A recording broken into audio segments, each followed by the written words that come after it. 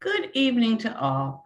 I respectfully acknowledge that I am located in the traditional and treaty territory of the Mississauga and Chippewa Nations, collectively known as the Williams Treaties First Nations. My name is Karen Bruton. I'm an NSWAC nurse from Cobourg, Ontario. I've been an NSWAC nurse for about 20 years. And currently I work for Indigenous Services Canada as a nurse education consultant. I will be co-presenting with Laura Ferguson. Just before I hand it over to Laura, I just want to also acknowledge and say thank you to Colorectal Cancer Canada and Ostomy Canada for allowing us to present tonight. Thank you. Laura?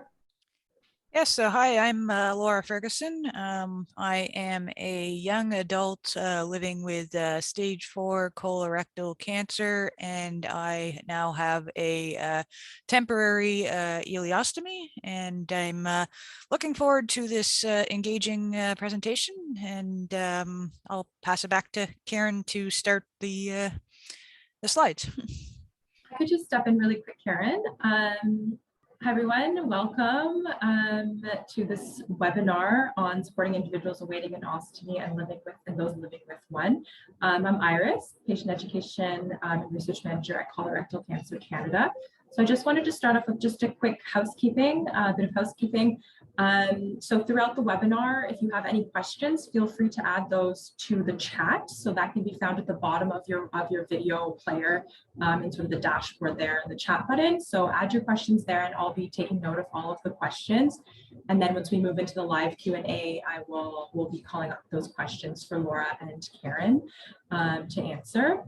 And also throughout the webinar, feel free to, you can raise your hand if you wanted to add or comment on anything that's being presented on. We really want to create sort of an informal conversation sort of environment, and we really value your input. So feel free to do that as well. And the raise your hand button can be found also in the dashboard when you click on the reactions button. So with that, I'll pass that on to Laura and Karen. Thank you so much, Iris. So the objectives tonight, we're going to be talking about how to prepare for ostomy surgery. Should I involve family members to help me in my journey? Discuss purchasing of ostomy appliances and accessories, and how to contact a professional to resolve issues that I may have. This will be a short presentation, so we have lots of time for discussion and questions. The questions that you might have tonight are, your surgeon, what are you going to ask your surgeon prior to booking an ostomy, and what supports are in place for me having a surgery? Should I involve family or a close friend? And how do I choose the supplies I need? And then we're also going to cover, I've been coping for years and now have problems. Who can help me? Where do I go? What should you ask the surgeon prior to booking an ostomy? When you know you have a surgical appointment coming up, get a notebook or a little notepad. Keep it beside you in your purse or in the car, at the bedside table. And every so often you may think of a question that arises, jot it down. And you may, because it's such a stressful period, you may wake up with a question too. So write it down. So when you go see your surgeon, you've got all your questions all together and you feel a little more confident walking into that office. You want to ask the surgeon, what type of ostomy will I need? And surgeons and physicians and healthcare practitioners at times sometimes get very medical in explaining what's going on.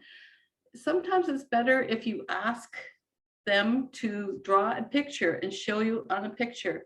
It's easier to pick up a picture of what's going to be happening in your abdomen, and it really helps. You want to ask the surgeon, is it temporary or permanent? And if it's a temporary one, how long prior before it's reversed? And could there be delays in the process, and what could they be? you want to ask approximate recovery time. Am I going to be off work for 6 weeks, 6 months? When can I go back to playing my volleyball or yoga or go swimming? And what are the implications of doing these sports too? Can I return to these sports, or I'm no longer able to? After surgery and you discharge home, you want to know what supports are in place do I have? And we're going to talk about the supports that we have. You're also going to request through your surgeon an NSWAC nurse. It's a nurse specialized in wounds, ostomy, and continence. They are the know-it-all, be-it-all people, as well as other patients that have gone through the whole process. But the NSWAC, you can get right down and ask them the questions. So we're going to talk a little more about that. Okay, so Nurses Specialized in Wounds, Ostomy, and Continence Canada is an organization, nonprofit organization run by nurses who specialize in this field. You can visit their website. On their website, they do have publications that you can download free of charge. They also have an NSWAC nurse program. So in the urban centers, there are a fair amount of NSWAC nurses, but when you go to rural or the small towns, sometimes it can be very difficult trying to find an NSWAC nurse. So they do have a program where you can put in the city where you're located, and it will bring up the different NSWAC nurses. Some of them work in hospitals, and some of them have mandated outpatient clinics, and some may not. So again, it's different layers that you have to go through. Where can a person waiting for ostomy learn more about what to expect and help allay fears of this change? So NSWAC nurse, they are specially trained, and they are most of them are certified through the Canadian Nurses Association. That's the only certification process in Canada. It's a rigorous process that they go through. And for intimate relations, they're the ones to talk to. They have suggestions, they can answer your questions, and they're very a good resource to have for those personal questions, the one-on-one questions. Okay.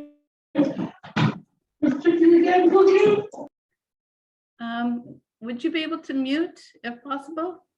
Thanks. Okay. The other supports in place is Colorectal Cancer Canada. There's the website there. They have support programs. You can go on their website to see what's available for you. Ostomy Canada too has a website, and they have support groups all across Canada. They have different layers, so I'm not going to go the breakdown of Ostomy Canada, but they do have chapters, satellites, and peer support groups. They also have a home visiting program, a visitor program. So if you're about to get one, you can contact Ostomy Canada and see if there's a visitor program in your area. The person will contact you and help answer your questions. It's a whole program. So find out more, and you can phone both Colorectal Cancer Canada and Ostomy Canada. They'll be glad to help you. So if it's difficult maneuvering around the website, feel free to phone and they will be able to help you. And again, those support groups, they'll be able to answer some intimate questions. It is other people who have gone through the whole process. And the visiting program, they are trained to support people. So they will have a bit of knowledge. They'll have lots of knowledge, personal knowledge, but they will be able to help you maneuver through the system. Now, we did have a question about someone wanted to know the best practices in living with a ostomy. They're medical documents, but the RNIO, which is the Registered Nurses Association of Ontario, if you go on their website, they have probably about 35 best practice guidelines, and one of them is ostomy care. When you go in there, it's probably 100 pages, but the first 3 or 4 pages of the synopsis of the guideline, they'll tell you what the best practices are, and they'll leave out all that research data that can be pretty dry unless you like reading that material. But that's one area you can go. Another area you can go is Google Scholar. It's like Google, but you put Google Scholar, it takes you to a different section, and it's all the research that's done in the world on that site. And then you can Google ostomy or ileostomy for further information. And again, certain organizations like Colorectal Cancer Canada and Ostomy Canada, they do have some publications that will be able to help you too. They'll also be able to give you some suggestions of where to go to find further information. Okay, what should I be prepared for? So when you have your original ostomy creation, if by chance it's a temporary one, it's going to be reversed. You are going to have a lot more bruising and a longer healing time for the original creation of the ostomy. Once it's when they are ready to reverse it, the recuperation time is a lot shorter. So it's not as intense as the original surgery when they're reversing it and putting your colon back together. You must allow time to heal emotionally and physically. So having a family member or even a close friend, someone that you're close to, that you can talk to, your most intimate feelings and frustrations, get them involved in this whole journey with you. They will be a strong support for you. Be aware that complications could happen. And when those complications could happen, if you're aware that it could happen, then you're more prepared than thinking you're going to fly through the whole process. When complications happen, you need to talk and express your feelings and frustrations. Get them out. Don't hold them in, because in stressful situations, when you hold them in, it makes the problem a lot worse. So being able to talk to someone, if you want, there's counselors. If you have a plan or your local mental health unit, they will sometimes have programs too. Again, going to your Ostomy Canada or Colorectal Cancer Canada. Limited medical support. So once I skipped one. So once you're at home, issues for ordering supplies, be prepared that you may have issues. They're not stocked on shelves, so you always have to order your supplies. And Laura will talk about supplies more, but always keep an emergency stash. And be prepared for limited medical support. So know your healthcare resources and your contacts and keep them handy. Once your surgeon discharges you, you need another medical consult to go back to see your surgeon. And you know that process, it does take time. So if you have an NSWAC nurse or a home care manager, keep their names handy, because in the future, you never know when you may need them again. You have to be your own patient advocate in this world of healthcare in Canada. I have had an ostomy for years, and now have issues with my appliance. My physician can't help me. And I'm telling you, most physicians and even surgeons, when you have issues with your appliance not being able to adhere to your abdomen, these people may not be the best in being able to help you. Find an NSWAC nurse, a nurse specialized in wounds, ostomy, and continence site. Or most provinces, you can do self-referrals for home care. You don't need a doctor's order. And again, you have to be your own patient advocate. Phone up the home care office. They have a 1-800 number, usually an intake line, and explain your issue and say that you want an NSWAC nurse. Sometimes it can be difficult in getting an NSWAC nurse because certain areas they're short. Tertiary centers may have an in-house NSWAC or a person specializing in ostomy care, in which they have an outpatient ostomy program. Most of these are in the urban centers, and they're kind of meticulous at trying to find a location that actually has that outpatient. Pardon? Okay. And then ask the family MD if there is a need for a surgical referral. So if you have a stoma that's inverted below the surface of the skin, or it's out too far, that may be a cause for surgical revision. So feel free to, again, be a patient advocate at speaking up for yourself. Laura? So just before I begin, I just noticed there's a quick question. Somebody was asking, what is a tertiary center? You were mentioning in your previous slide. Oh, thank you very much. I've got the chat thing closed. A tertiary center is a major hub where smaller hospitals will send their patients. So I live in Coburg, so a lot of the patients go to Peterborough or to Kingston. If you live in a small town, most of the patients in the local hospital will be transferred to a bigger center. It could be Oakville, it could be Toronto. So it's just tertiary is there. It's kind of like a regional center. So the smaller hospitals, when they do their referrals, they send them to bigger centers that have the specialists. I hope that helps. All right. So yeah, there you go. Okay, so as I mentioned, I'm Laura Ferguson, and I'm just going to do a little brief summary of my journey to where I'm at now with a temporary ileostomy.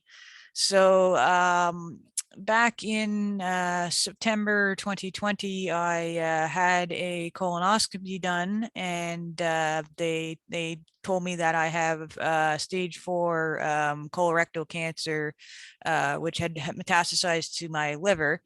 And I went through a week of radiation followed by 20 rounds of chemotherapy, which got me to the point that they were then letting me talk to surgeons. And so I had took several consults with liver surgeon and the rectum surgeon, and through the month of August 2021, and then I had my surgery actually scheduled in October of 2021. So my surgery was a lower anterior resection surgery, and it involved removing the tumor in the rectum area and doing some cleanup on my liver. So it was a combined, there was multiple doctors involved in my surgery, and I was in the hospital for 8 days. And then after I was released from the hospital, I had some home care support and throughout the month of November to get me used to changing the bags on my ileostomy. So that's a brief journey. So we can move on to the next slide. So do I need to involve my family in the process? Simple answer, I would say, is yes.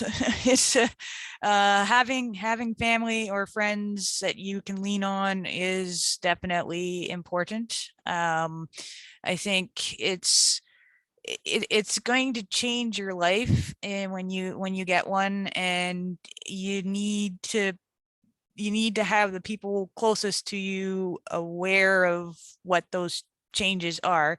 Oh, sorry, you're jumping around there, Karen. I know, I see. Sorry. There we go. Back. There we go. Yeah.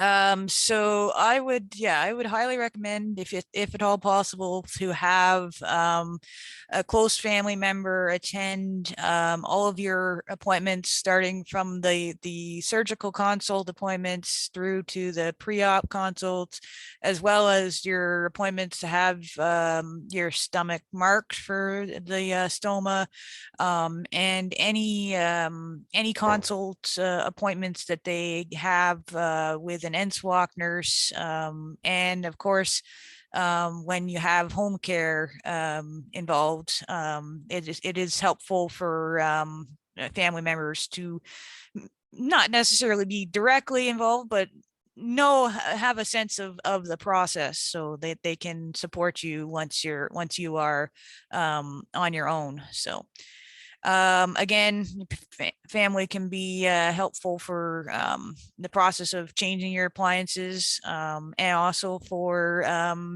adapting your meals. If for the first little while, there's certain foods that should definitely be avoided, like corn, broccoli, and other foods that may not be well tolerated immediately after surgery. And also just if, doing basic things like running errands and etc. As Karen said, it's also important to be aware of your emotional state. Don't try and hide your feelings. Don't try and bottle things up. If you don't have anybody really close to you, you can always consider getting professional counseling or reaching out to any mental health support lines to deal with your emotional state as well. So next slide, Karen.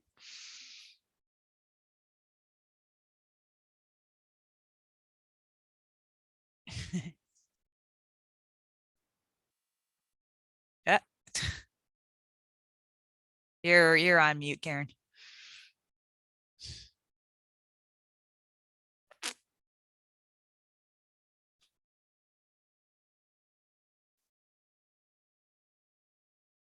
Okay, there we go. So I have a few suggestions and lessons learned that I've accumulated since I've got my ileostomy.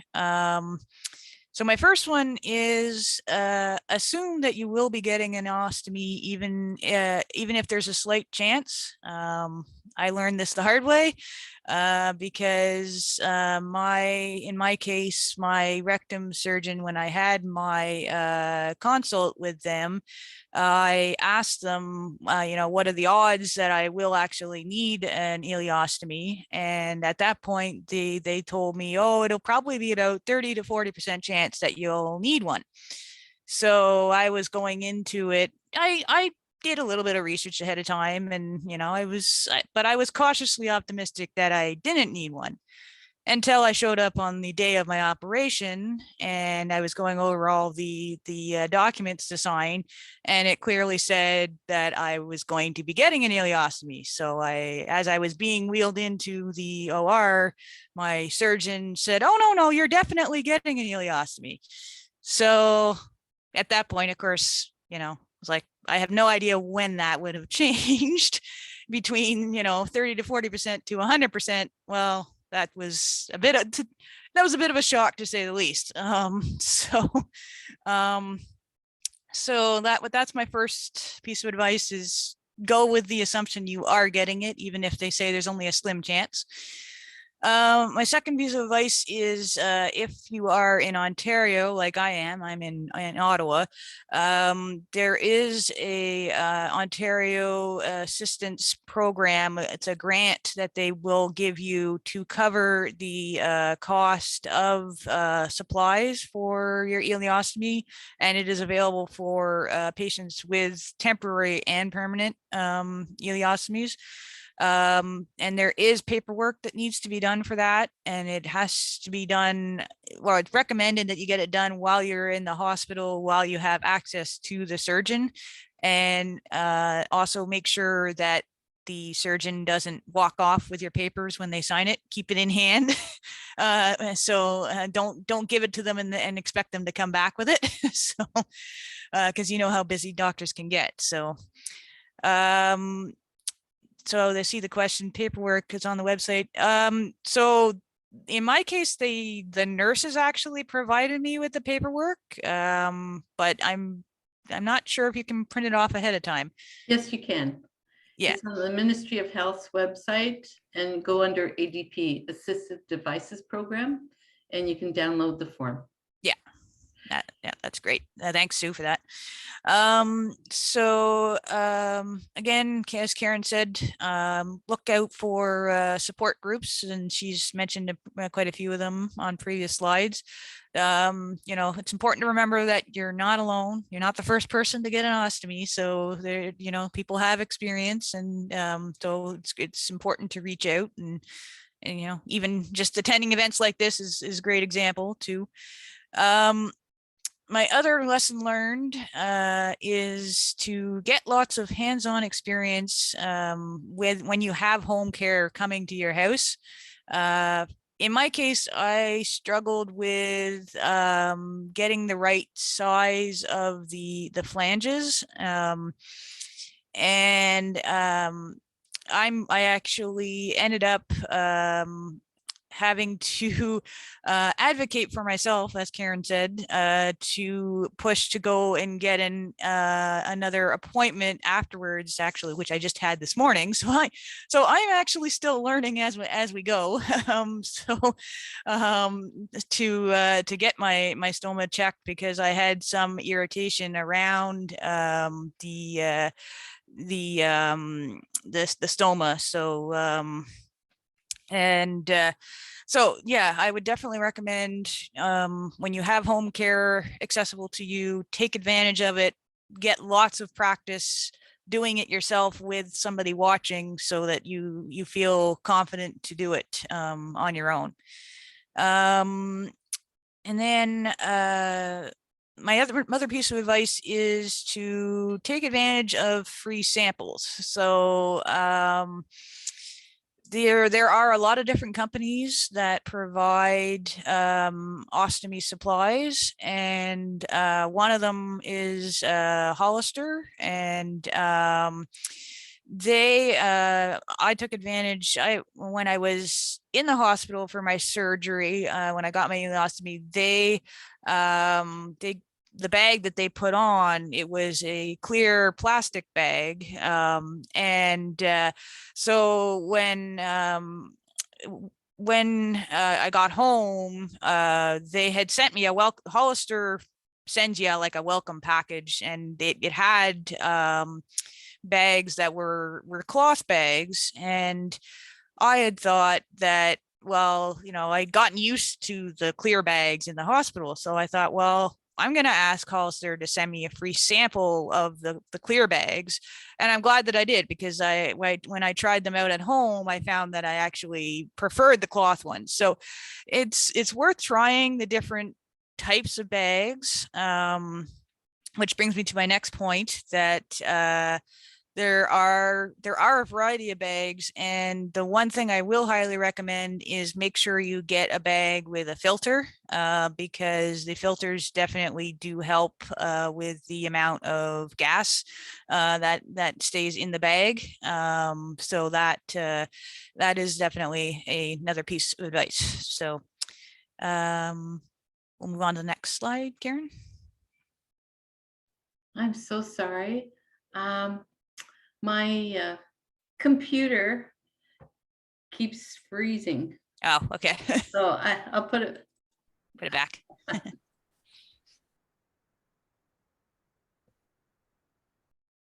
Okay, so talking about where we can purchase appliance products. So the ostomy products are available both online and through local pharmacies. The advantages to local pharmacies is that you may be able to get more in-person support, and they may have in-swak nurse available for consults if you need it. But the downside is that they may only keep a small amount of the particular product that you're looking for. So you may have to like go in there and ask them to order it and then wait for it to come in. The other option, or the one other upside to local pharmacies, well, if you're in Ontario, I guess, for example, like Shoppers Drug Mart does have like rewards programs, so that there's advantages there. But I personally, what I did went with the online option, and I found that the website canmeddirect.ca seemed to be the cheapest in terms of pricing, and they had the right products that I needed. I didn't have any issues with ordering them. They shipped right away. And you can also, when you order with them, you can choose whether you want them to deliver it on your doorstep if there's no answer, or to reattempt delivery. So that's always important option, especially when dealing with like medical devices. So yeah, and always remember that they do take time to get. So, don't wait till you're on your last bag to order more. Make sure I give a good month, just to be on the safe side in case anything goes wrong. So, and there are other coverage options through your private healthcare, First Nations and Veterans Affairs, etc. For me personally, I work for the federal government, so I have the medical insurance, but so far, I mean, I've only had it since October. The grant money has been more than enough to cover the supplies that I've had to buy so far. So move on to the next slide.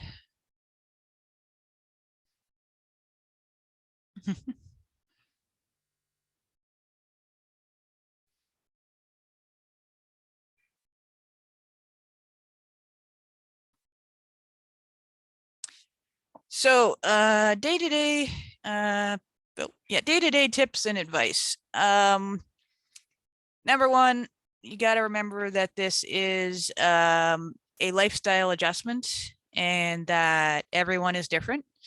Everyone's comfort level with these things is different. Also, please remember that I've only had this ileostomy for about 4 months. So I know there are other people on this call that have had ileostomies or other ostomies for a longer period of time. So, everyone's experience over time is different. So, if anyone has other pieces of advice they want to share with the group, feel free. And other pieces of advice, make sure you have lots of toilet paper before you start emptying your bag. That is, a key piece of advice. So, don't get caught in the middle of the night when you're, half asleep trying to empty your bag and you don't have enough toilet paper by the toilet. That's, handy. The other thing is baby wipes are super helpful. And I find you don't need to, I generally don't use baby wipes every time I empty my bag, but once every day or two, it would be handy to wipe off the bag, sort of freshen it up, I guess. And they're also handy if you do have any minor spills as well. So, and as you get used to, yes, that's good advice on the chat. Somebody's saying don't flush your baby wipes. And the other piece of advice is, as you get used to having your ileostomy, you'll get more sort of comfortable with realizing when you can just burp the bag instead of emptying it. And by burp it, I mean like you just open the top part of it and let the air out rather than having to like go to a toilet and empty it.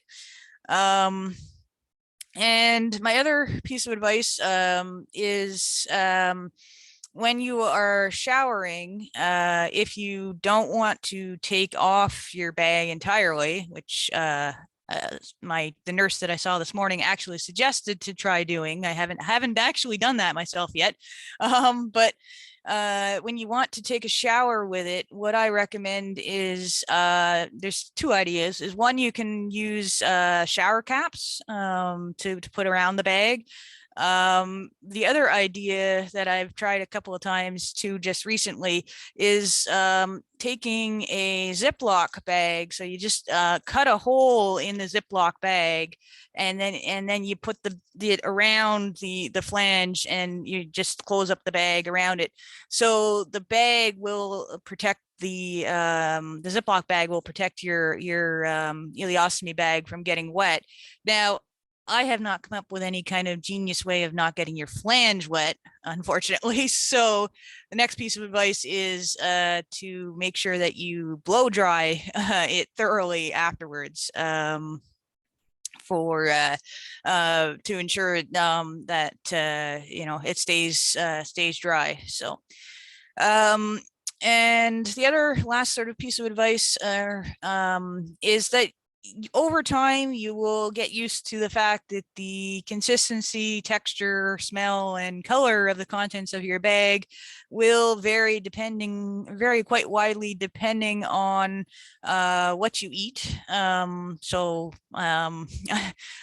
had an amusing conversation with my grandma of all people about this, but I've noticed that on nights when I have spaghetti, it's more red, and then on nights when I have spinach, it's more sticky and green. So it really does sort of, you can tell what you've eaten, I guess. So, and the other piece of advice is to stay well hydrated. But also to be aware that it's not great if your contents of your bag are like really liquidy, because that's when it can become a bit more of an issue in terms of the liquid getting through around your stoma and creating like skin irritation. So ideally you want your contents to be like somewhat sticky, I guess is the best way to put it. So I think I can move to the next slide.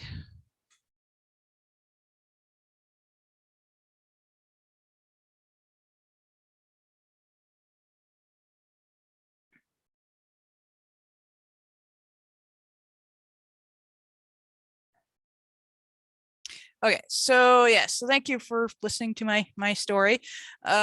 Before we open it up to the questions from the chat, I know there were some questions in that were pre-submitted, so I will just go through those ones. So somebody has said that oftentimes ostomy surgery, unless complications are presented, patients are not in hospital, but just for a few days. And in my experience talking with ostomy patients, this is a life-changing surgery for them. They may forget to address questions such as, will I use the same bag after I leave the hospital? If not, how do I know what bag is best for my stoma? So in my case, they because I was in the hospital for 8 days, they did change the bag for me while I was in the hospital, and they gave me a couple of bags to take home. And then by the time I got home, I had the welcome package from Hollister, which had some bags. So usually you can use you can order the same type of bag that they used in the hospital, but of course there are other options as well. So the next question is there an ostomy nurse available for my needs or questions after I get home? So again, that is an important thing to make sure you ask with your doctors and nurses to make sure that home care is set up for you. And so actually I do have a bit of a story about that too. so when I had the ileostomy surgery, so you have a home care nurse come about 14 days after the surgery to remove the staples from my surgery. And at the same time, they're supposed to remove the support that is in your stoma to like after 14 days. So I had a bit of a weird experience though, because the first home care nurse that they sent, they didn't, when they changed my bag the first time, it was still too early, and to remove that. But I guess somehow they went too fast when they were wiping the stoma, and they accidentally removed the support. So a few days later, when the other nurse came in to try and remove it, it wasn't there. So that was a little disconcerting, and we were sort of worried about what to do, but in the end it didn't cause any major damage. But so that was a little strange. So so that, you know, that created some mental mental anxiety in not knowing, you know, if there was concern, you know, damage or anything. But it all worked out in the end, thankfully. So so sorry, getting back to the questions from the other questions they asked were, how do I cope mentally? Best pieces of advice I can give is do as much research as you can ahead of time, and make sure you know who your support systems are, and you know, and who needs help, you know, or who can help you on those, you know, those tough days. Will I be able to wear the same clothing? For me, I didn't really have too much of an issue. What I would recommend when you're just coming out of the hospital is, you know, looser is better, but I think that's, you know, just more of a comfort thing. And I mean, yeah, you don't want to wear any like really tight clothing, because the bag will expand, you know. So I think that try to avoid anything really tight would be my suggestion. So where are the ostomy support groups in your area? I think that was already covered. And there was another person who submitted a couple of questions. And how aware can a person waiting for ostomy? Oh, that one was taken care of. Sorry. The last question was, what are the upsides of having an ostomy and what are the downsides? So jokingly, I'm going to say the one upside to an ostomy is that it's better than having a chemo bottle. That's after having 20 rounds of chemo, I can say I was pleasantly surprised when I came home from the hospital and found out that I could roll over on either side when I'm in bed and not have to worry about anything becoming disconnected or anything like that. So that's an upside from my perspective. One of the downsides that I found quite quickly is that the bag, I found that so this is what a bag looks like, if anybody doesn't know. I found that the end parts of the bag, the corners, kept like chafing against my legs, especially at night. And the upside to that is that I mentioned that to my mother-in-law, who happens to be very creative, and she was very kind and made me nice little pouches, cloth pouches that you can put over top of the ileostomy bag, and so the cloth protects the bottom part of the bag, and so that resolved my issue of the sort of chafing. So if you are creative or you know somebody who is creative, that is, you know, something you can, you know, make it a little more positive to. And also I found some nurses had told me that people tend to tuck their bag underneath their pants, but I found that that's not really that comfortable. Again, I've been wearing it in the winter, so 9 times out of 10, my winter jacket covers it. But you know, it's so. But when I have these cloths on, it makes it a little more, I don't know, nicer to look at, I guess, too. So, so that's that was the one upside. The other upside too is if you were having issues with, you know, having to run to the bathroom unexpectedly before your ileostomy, it might not be as bad with the ileostomy because you can kind of sort of decide when you need to go empty it, rather than it's not like it's going to suddenly overflow that you're going to needing to rush to empty it. So, and your butt just doesn't get as sore with wiping. You don't have to wipe your butt. So I guess that's an upside. So, so yeah. So with that, I will pass it back to Iris with any questions. So. Amazing. Thank you so much, Laura and Karen, for all of your super valuable input, experience. So I just wanted to start by going through some of the questions we've been receiving. So one of the questions we received was, is there, you know, a particular site that shows all of the different supplies providers in Canada? Is there a site that you could recommend that people could use as their reference?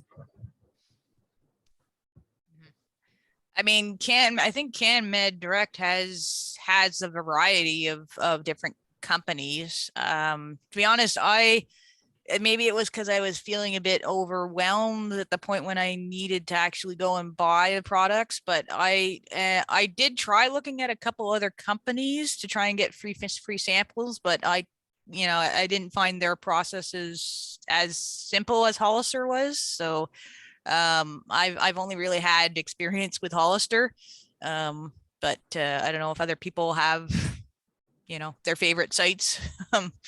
Or Karen, do you have any answer to that? Yeah, so there's 3 major companies, ostomy companies in Canada.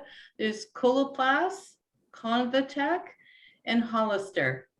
And I do believe each of those 3 companies do have a NSWAC nurse that you can consult. You can phone customer service Monday through Friday and request for each NSWAC nurse. They can't really give you medical equipment, but they can make suggestions for you.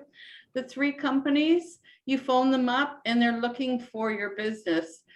They do not sell direct, so you don't have to worry about salesmen coming after you, but customer service can answer all sorts of questions. All 3 companies will send out free product. And certain hospitals in Canada are signed up with one of those 3 companies, and they all have a 8-week or a 12-week program where once you leave the first 8 to 12 weeks, your product is free from one of those companies.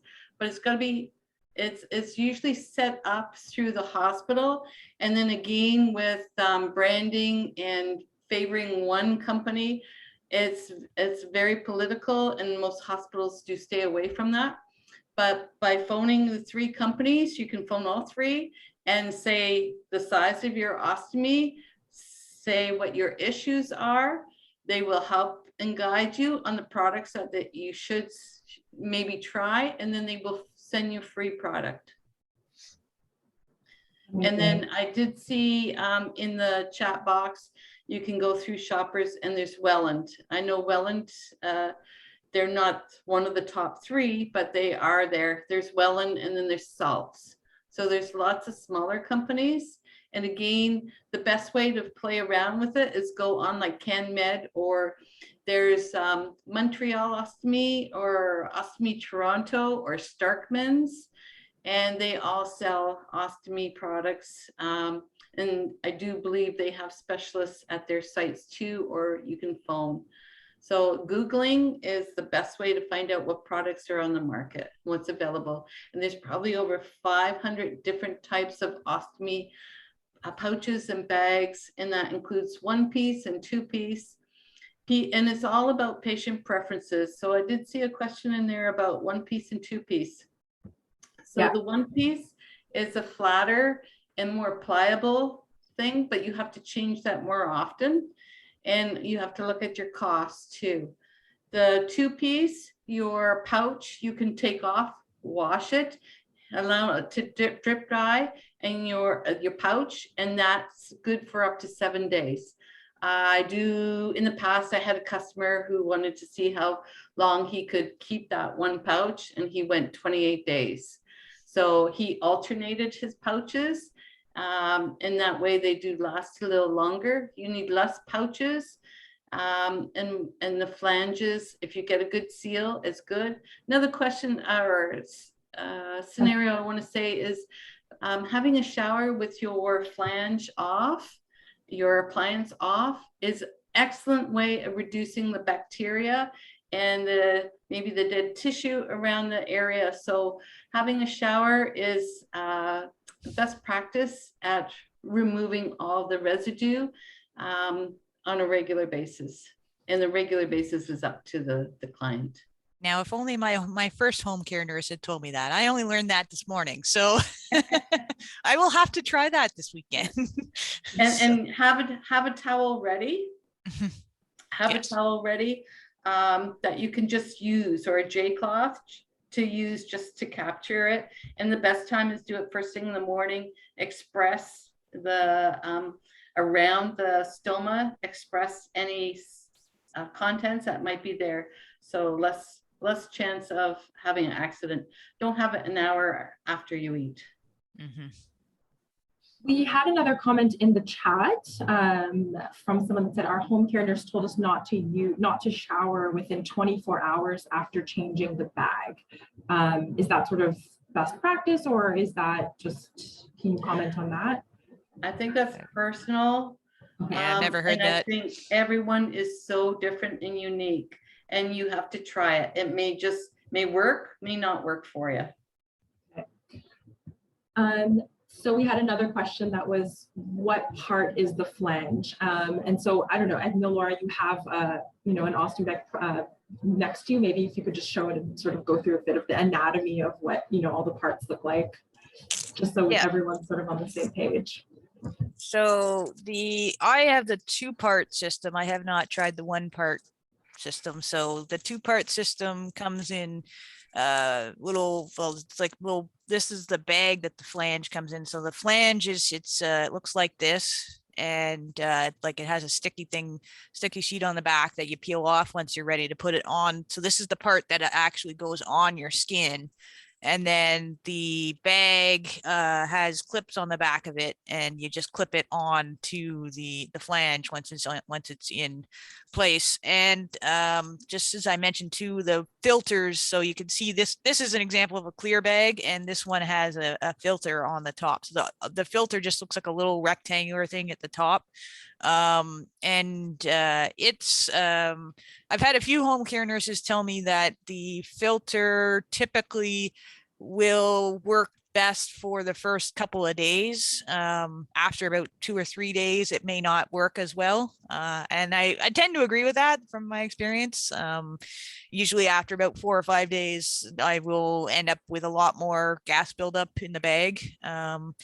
And the flanges can come in different sizes. So when I was in the hospital, you can see this one's quite a bit larger than the one that I now get. But usually your home care nurse will sort of help you determine which one is the right size to buy.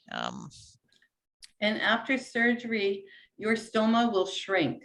So if you get flanges, don't pre-cut a whole bunch of them, because over 6 to 10 weeks, your stoma will shrink, and you'll need a smaller opening in your flange. Yeah, mine is still shrinking, I think. So it's good advice. Any suggestions in regards to swimming with an ostomy? I've heard you can do it, but I don't swim, so I can't help you there. So there are several options.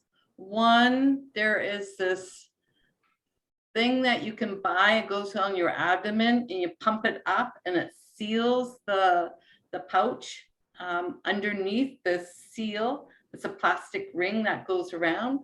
The other idea is there are, I call them shower caps, but it is a pouch, but it's just a little pouch that holds very little contents, and you can put that on your flange, and that way you don't have a large bag pouch hanging out, and that's good too. So I do know that people do swim and don't have issues.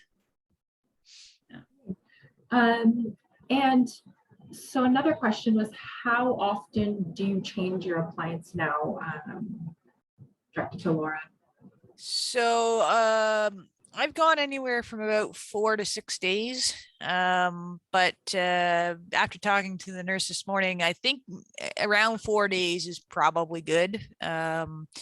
I think the longer you leave it, the more likely you are running the risk of having issues with leakages and skin irritation. So yeah, I would say probably about 4 to 5 days is good.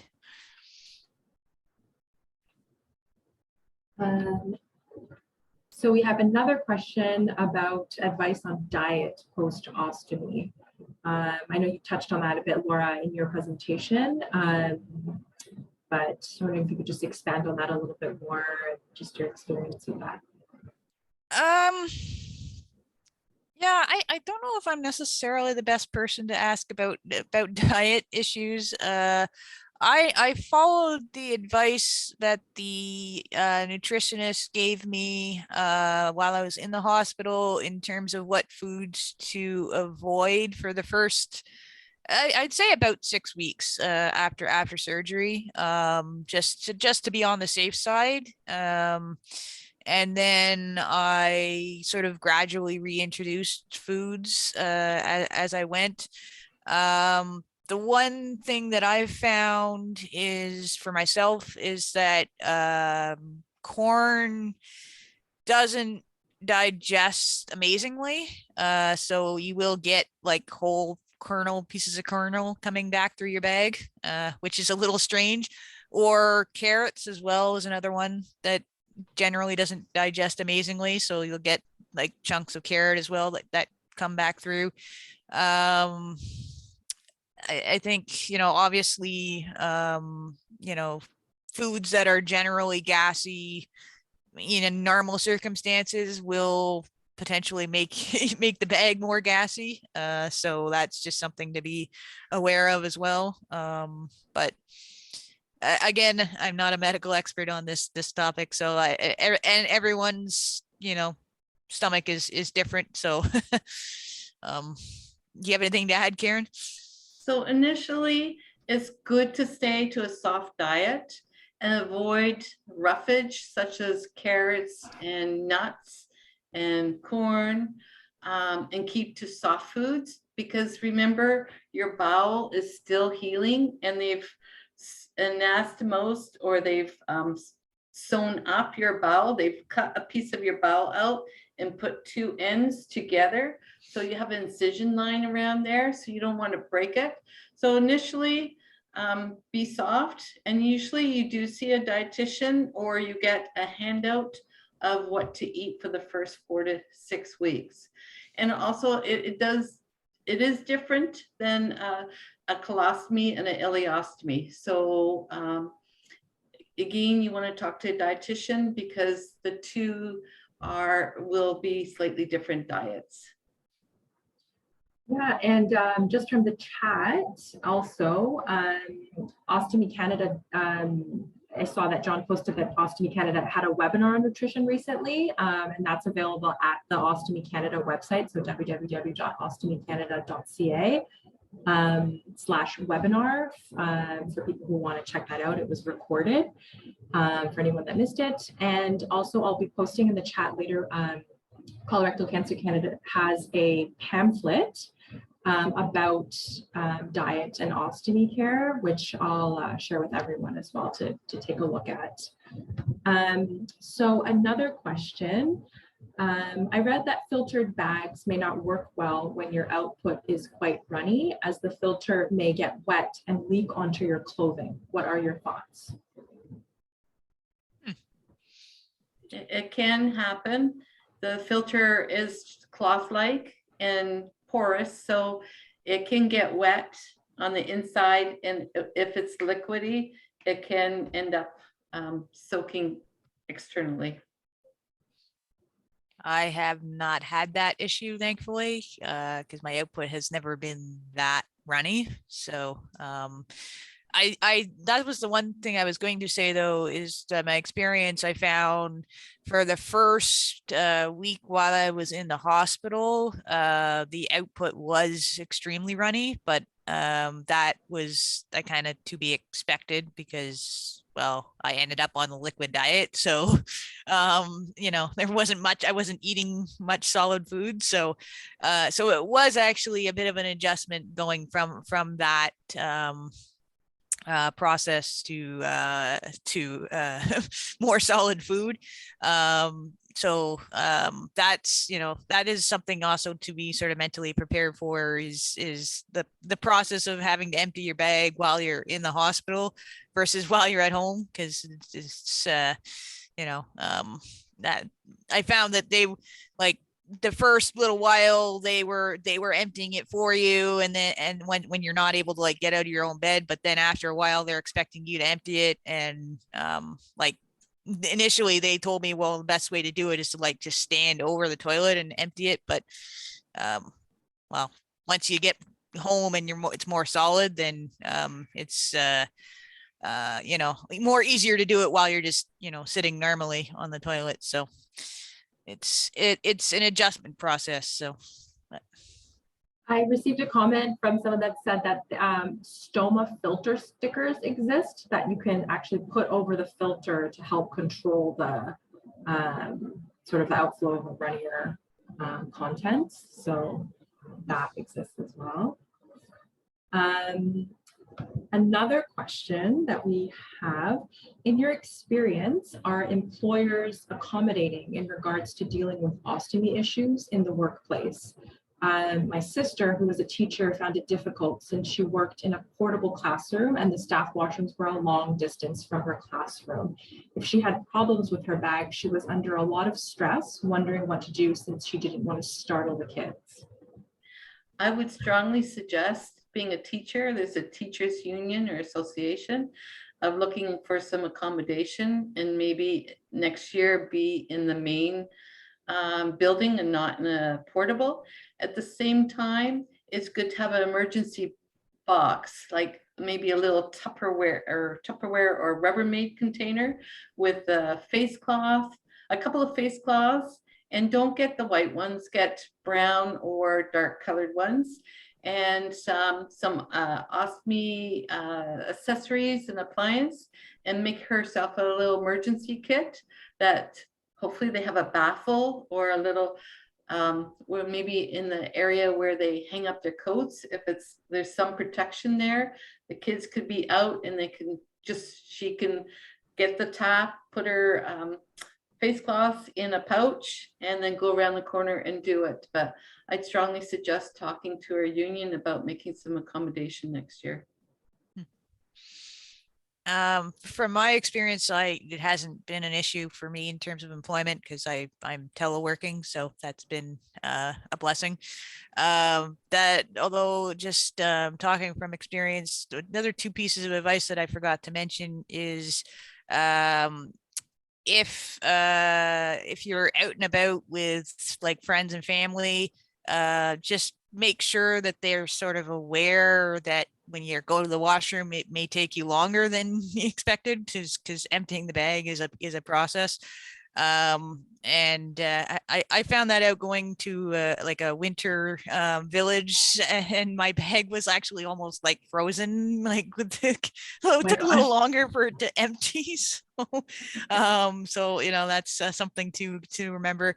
And I've personally kind of tried to avoid going to public washrooms as much as possible, because especially the ones with the automatic flushing toilets, because it's extremely annoying sitting there trying to empty your bag and the toilet's flushing all the time. So, if you can avoid it, I recommend it. But if not, just remember my first piece of advice: make sure it's well stocked with toilet paper before you sit down. So. So I've had patients with different experiences. Some employers have been very supportive and some have not.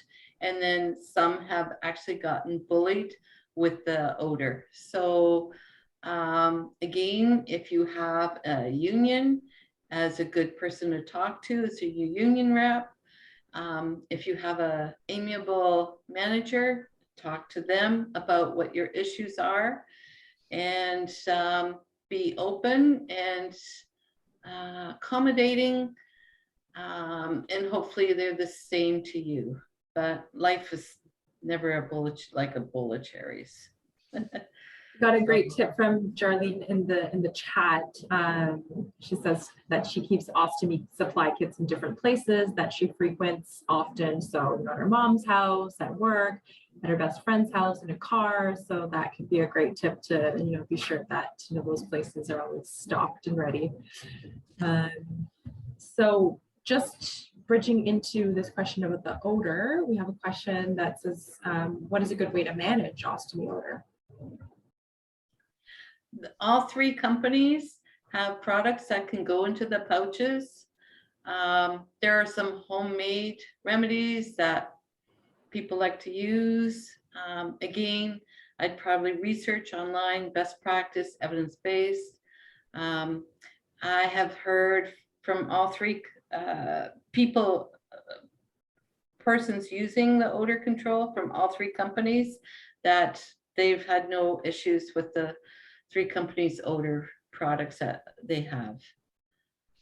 Again, I would probably go to like Ostomy Toronto or Montreal Ostomy site, or put a phone call in and ask them because sometimes there's some product that they sell on their own and they're not with the three big companies. You can also phone the three big companies, Convatec, Coloplast, and Hollister, and ask them for a free sample, and then you can try it out. Sounds like great advice. I haven't had any real issues with odor, so I don't really have anything much else to add on that. Another question, can I time the output of my ostomy, i.e. create a schedule? You can, but it's going to take a while for your body to get into the system, and it depends on your eating habits, if they're regular, and you can usually time it. But again, everyone's individualized, may work, may not work. Yeah, that's a pretty good way of putting it. I haven't really got an exact schedule, but I mean, I sort of, get into the habit of, obviously emptying it first thing in the morning and like right before having a meal, or right before I go out kind of thing. And I find that now I only usually have to empty it once or maybe twice in the middle of the night. So it's yeah.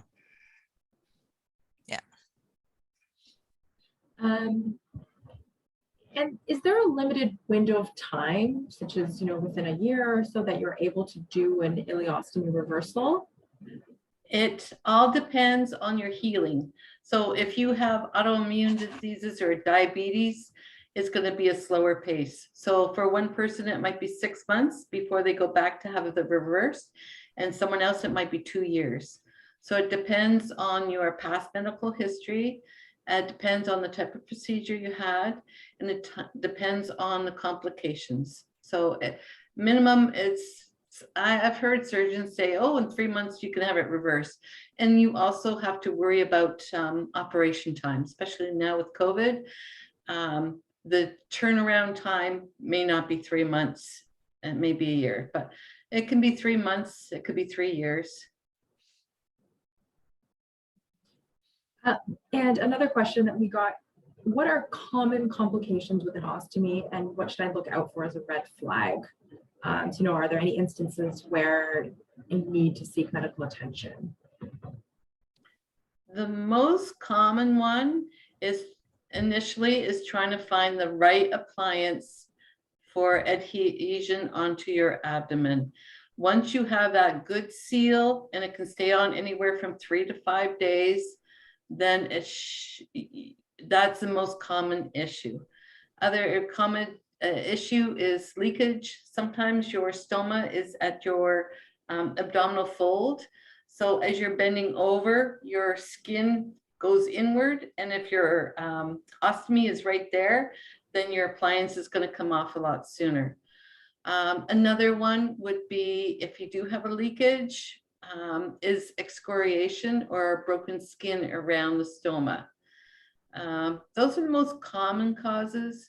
You may get, once the surgery is completed and you've healed, sometimes people will have surgeries on emergency basis. They've got peritonitis and they end up having a ostomy put in. So when the surgeon does the surgery, you've got inflamed abdomen, your bowel is bloated. So when they bring the stoma through the skin opening, they think it's going to be long enough. And then once you heal, it reverts. It goes below the surface of the skin. And then you have major issues when it's below the surface of getting good adhesion. And that's probably when you need a revision to pull it out. But sometimes people who with cancer, they may not have good long enough bowel to allow that to come above the surface with the stoma. And again, you want to ensure you've got a good paste or wafer around the area. And to keep it on for adhesive problems too is a belt. So a belt really helps. And when you're new to having an ostomy, you feel more secure. You can hook the belt up to your appliance. And so people feel a lot more confident initially when they're going out of having that belt on. They know that they should have a good seal. And people that have issues with breakdown, it will help to keep the adhesion better with the appliance, the flange. And we got a question about gassiness or gassy noises. Besides, making diet changes, are there any other suggestions to limit that?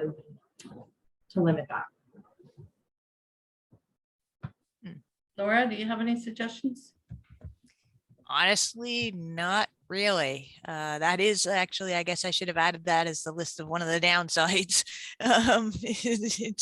It's one of those things that I have not figured out how to control. So, yeah, and I tell you, the best what we teach patients is when you have passing gas, you're out with your colleagues or you're out with your family. Some people will make a joke of it because you have to remember that other people that are with you, they usually care for you and they're concerned and they're kind of maybe put on guard when you pass that gas. You have no control of passing gas now. So some people will call that stoma Charlie or Angel, or they'll have a name for it and they'll say, oh, there goes Angel again. And then it breaks the ice, a little joke, and people are a little more relaxed. So trying to control, you can't control the gassy noises. When you have a rectum, you can hold that gas in, but you have no control with the stoma. and that is the other one thing I was just add to that I've found over time is that the sensations that you get when it's outputting can vary dramatically, especially when it's outputting a lot. It will probably feel a lot more like heavy and warm, and then other times when it's really like gurgly and gassy.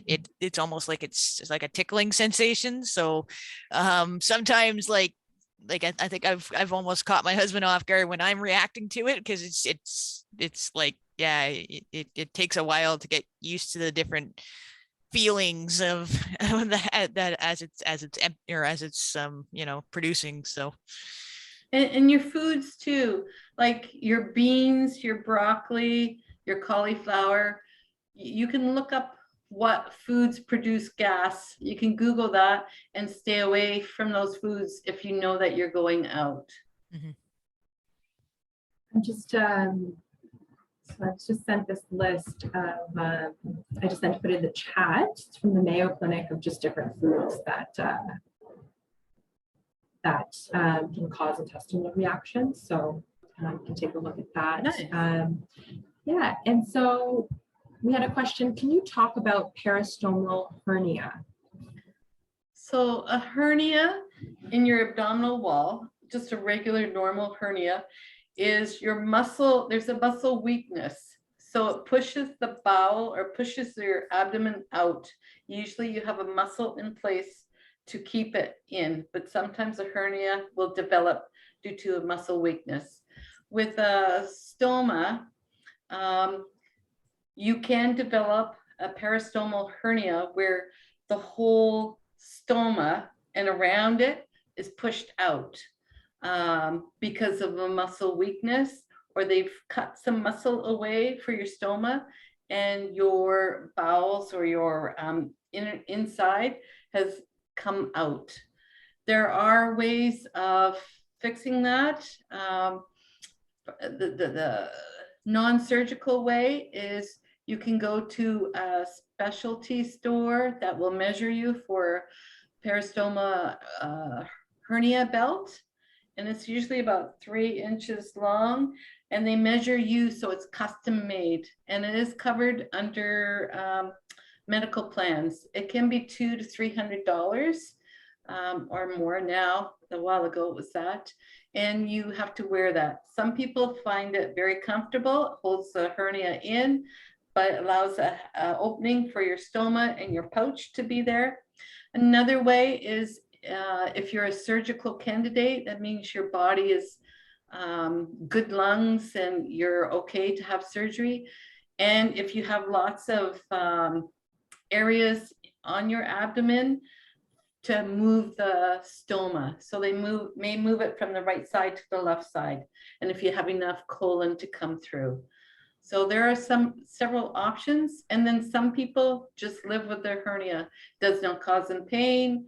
It has a pouching of the skin outward, but their ostomy pouch stays on, their flange stays on, and they have no issues. So they will live with it. And just a tip from Darlene, and with the hernia, just be careful with lifting heavy things as well. And so another question that I got, I'm concerned about returning to sexual activity post-ostomy.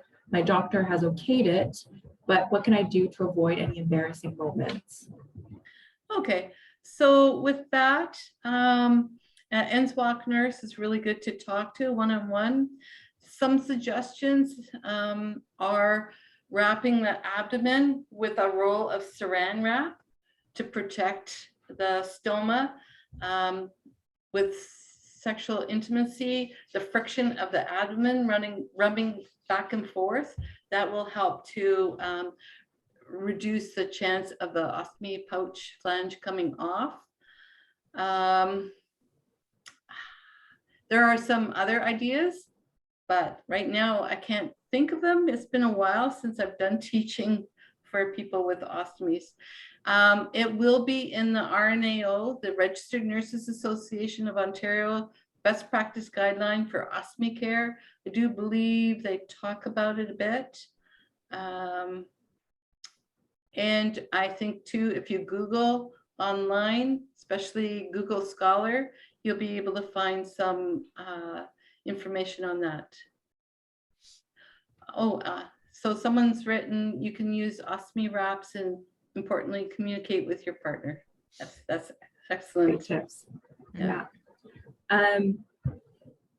What are some tips for keeping the skin around the stoma healthy? And how do you deal with skin irritations? So one of the things that they gave me when I was in the hospital and that I use is a special like white powder called a stoma powder. And that I put on any areas that look like red or slightly irritated when you're changing the bag. And then you just make sure that you brush it off, any excess off, before you actually put the new bag on. That will help a bit. And I don't know if, did you have anything else, Karen? When you cut your flange, make sure it's 1/8 larger than your stoma. You want to make sure that the opening is as close to the stoma base as possible. Another thing too is people like to use adhesive removers to remove, if they use the paste, to remove the paste.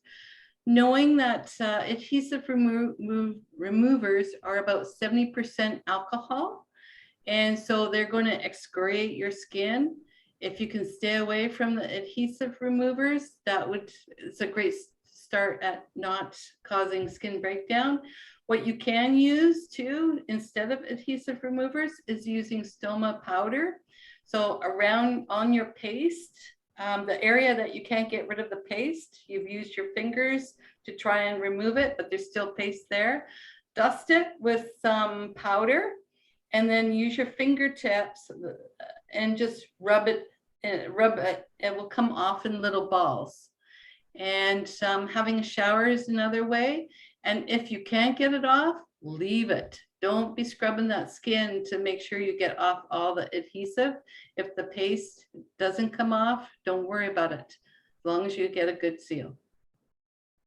Great, and we've got a comment here that says that I use stoma powder and set it with a spray, and the spray, once dried, actually makes the skin more adhesive. So that was just one person's tip. And just a few more questions. Any tips for dating with an ostomy bag? Well, I'm already married, so I can't help there, unfortunately. Again, I think it's communicating. And again, making it fun, calling it a name, being open with your partner or whoever you're dating, or about it. They may have questions. Be open to their questions. The more they know, the more they'll understand. And if they're caring, they will support you. And last question before we close off, is the diet different depending on whether it is an ileostomy versus a colostomy, or is it really all just based on your own experience, or your, every person's unique experience with the food? So an ileostomy is cutting the bowel before it gets to the large colon. So the ileostomy, you will have more, your food goes through the system a lot faster. You can get dehydrated real fast and get sickly ill. So when the ileostomy, the large bowel is removed, then not a lot of water is reabsorbed into the body. It comes out. So it's more of like a watery stool. So it goes through the system faster. If it's a colostomy, it could be near the end of the large colon. So the stool goes through the large colon and the body reabsorbs the water from the large colon. And basically, and it stays in the system longer, your stool. And so more is reabsorbed, food, nutrients, and water is reabsorbed in the body. So if it's closer to the end of the colon, then it's more like a normal bowel movement. It will still be soft, but it's going to be more formed. So there is a change in diet for people initially once they have it. And I would Google it online. There's different documents out there. And also those 3 companies, they also supply free literature. They have a book on a ostomy, a colostomy, ileostomy, and you can phone them and ask them to send a book. And they are it is slightly different diets. Okay. Just going back to the question about the skin, we just got a comment from someone that said, for broken skin around the stoma, our home care nurse uses milk of magnesium to cover the skin before putting the bag on. So just a suggestion there. It is a suggestion, and it is an old proverbial treatment, but they've done research, and the research does not show that it does improve. Oh, okay. The other idea is if your skin is broken, and if you're able to do it, you can have a shower, lie on your bed for about half an hour, and just dab any stool that may come out and allow the air to get to the area and dry it up a bit before you put your stoma pouch on. And the skin prep the spray that they're talking about is a no sting. So it's got no alcohol in it spray. And it makes a crusting like a scab. So you douse a little bit of powder on the area that's broken, and then you then you spray or you wipe with no sting. Well, I shouldn't use a name, but you use a skin prep on it, and it's not alcohol, and allow it to drip onto the powder, and it makes a crusting, and it makes a covering, and it protects that broken skin. And you do that 2 or 3 times over and over again, allow each layer to dry, and it makes a scab formation, and then you can put your pouch over that, your flange over that. Well, I think that brings us to the end of the webinar and the Q&A. I just want to say thank you so much, Laura and Karen, for your time, for sharing your incredibly valuable input and your experience with everyone. And thanks everyone for your participation and your valuable input as well. Some great tips were shared in the chat. So this webinar is recorded, so I will be sure to send the link out to everyone in case you want to revisit some parts of it or visit some of the questions from the chat.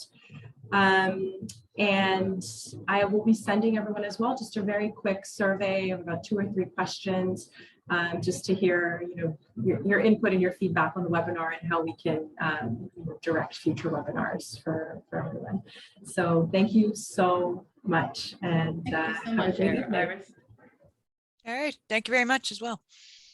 Great. Good night. Good night. Night.